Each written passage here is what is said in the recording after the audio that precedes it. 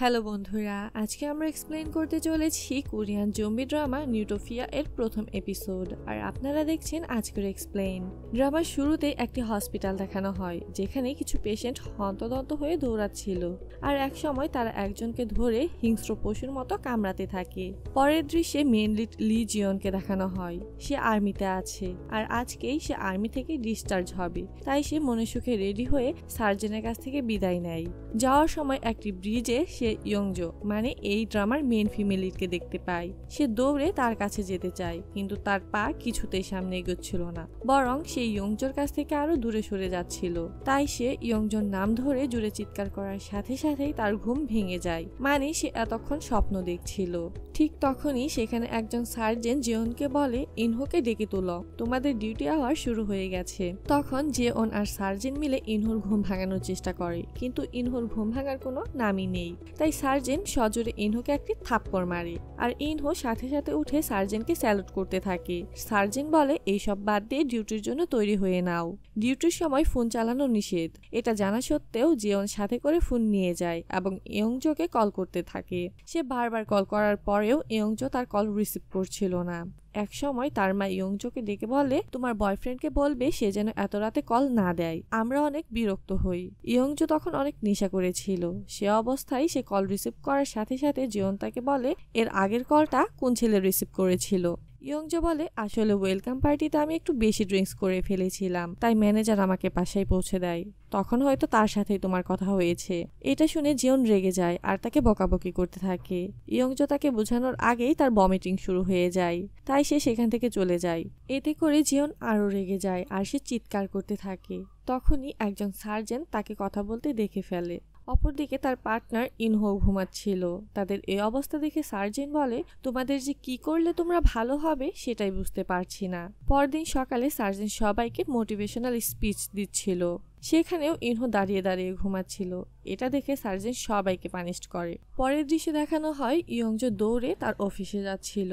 যাওয়ার সময় সে তার কলেজের ক্রাশ সিওজিনকে দেখতে পায়। তখন জিওনও তাকে কল দেয়, কিন্তু সে তার কল রিসিভ করে না। অপরদিকে জিওনদের লিফট অফ করে দেওয়া হয় আর তাদের দৌড়ে ৭৪ তলা ভবনে উঠতে বলা হয়। তাই তারা অতি কষ্ট করে শেষমেশ তাদের রুমে পৌঁছায়। তখন সেখানে একজন সার্জন এসে তাদের মধ্যে কেউ একজনকে তার সাথে যেতে বলে খাবার নিয়ে আসার জন্য। সবার মাঝে জিওন বলে সে যাবে তার সাথে। তারা সিঁড়ি দিয়ে নামার সময় জিওন বারান্দার কাছে দিয়ে নিচে একটি বিল্ডিং এর ছাদে কিছু মানুষ দেখতে পায়। তাদের দেখে হসপিটালের রোগীদের মতো লাগছিল আর তারা অদ্ভুত আচরণ করছিল। জিওন বিষয়টা খেয়াল করলেও সার্জন সেটা ইগনোর করে সেখান থেকে চলে যায়। কিচেনে গিয়ে জিওন একজন শেফের কাছ থেকে তার ফোন নেয় এবং ইয়ংজোকে কল দেয়, কারণ তাদের ফোন নিয়ে নেওয়া হয়েছিল। ইয়ংজো অফিসে সবার সাথে লাঞ্চ করছিল। আননোন নাম্বার থেকে কল আসায় সে কল রিসিভ করে। কল রিসিভ করার সাথে সাথে জিওন অনর্গল কথা বলতে থাকে। ইয়ংজোকে সে কোনো কথা বলার সুযোগও দেয় না।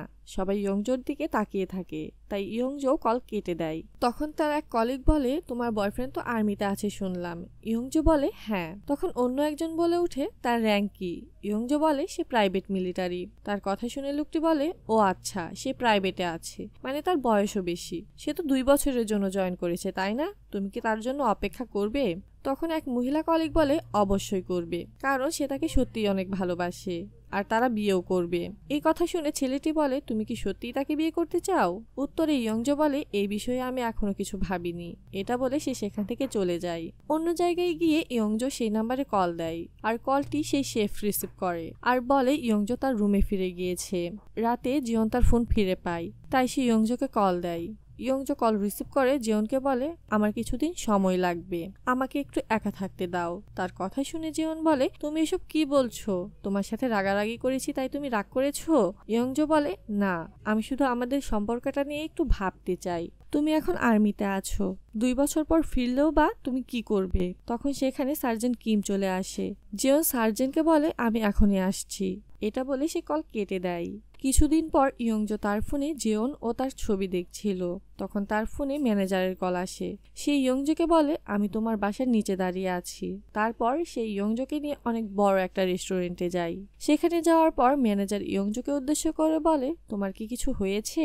গাড়িতে একটা কথাও বললে না যে তোমার বয়ফ্রেন্ডের সাথে রাগারাগি করেছো? তখন জিয়ন তাকে কল করে, কিন্তু ইয়ংজো কল রিসিভ করে না। তখন ম্যানেজার বলে, তোমার কল রিসিভ করা উচিত। ইয়ংজো বলে, আমি বাসায় গিয়ে তার সাথে কথা বলে নিব। ম্যানেজার তার অনেক প্রশংসা করতে থাকে। এখানে তারা দুজনে অনেক ভালো সময় কাটায়। তার অনেক হাসাহাসিও করছিল। ইয়ংজো তার ফোনে একটি ভয়েস মেসেজ দেখতে পায়। তা দেখে সে ওয়াশরুমে চলে যায় মেসেজটি শোনার জন্য। সেখানে জিয়ন বলে, আমি আসলে আমার বিষয়ে সবসময় ভেবেছি, তাই হয়তো তোমাকে বুঝতে পারিনি। হয়তো আমাদের দূরে থাকাই ভালো হবে। তুমি নিজের খেয়াল রেখো। মেসেজটি পেয়ে ইয়ংজো কান্নায় ভেঙে পড়ে। সে বারবার জিয়নকে কল দেয়, কিন্তু ফোন বন্ধ দেখাচ্ছিল। তাই সে জিয়নের কাছে যাওয়ার পরিকল্পনা করে। ম্যানেজার বলে, আমিও যাব তোমার সাথে। পরের দৃশ্যে দেখানো হয় জিয়নকে সার্জেন একটি মিশন দেয়। তাই সে সেখান থেকে বের হওয়ার সময় নিচতলায় থাকা একটি হোটেল স্টাফ তার সাথে কথা বলতে থাকে। ইয়ংজো আর ম্যানেজার গাড়িতে করে জিয়নের কাছে যাচ্ছিল। তখন ম্যানেজার বলে, আজকে যাই হয়ে যাক না কেন, আমি সব সময় তোমার পাশে থাকবো। আমি তোমার অপেক্ষায় রইলাম। ইয়ংজো তার কথা কিছুই বুঝতে পারে না। তখন হঠাৎ করে একজন লোক তাদের গাড়ির উপর লাফিয়ে পড়ে, আর লোকটার চোখ খুলে ইয়ংজোর গলায় আটকে পড়ে। অন্যদিকে জিয়ন হোটেলের গ্লাস দিয়ে দেখতে পায় একটি বিমান নিয়ন্ত্রণ হারিয়ে তাদের দিকে আসছে। এসব দেখে সেখানে থাকা সবাই ভয় পেয়ে যায়। আর এখানেই আমাদের আজকের এপিসোড শেষ।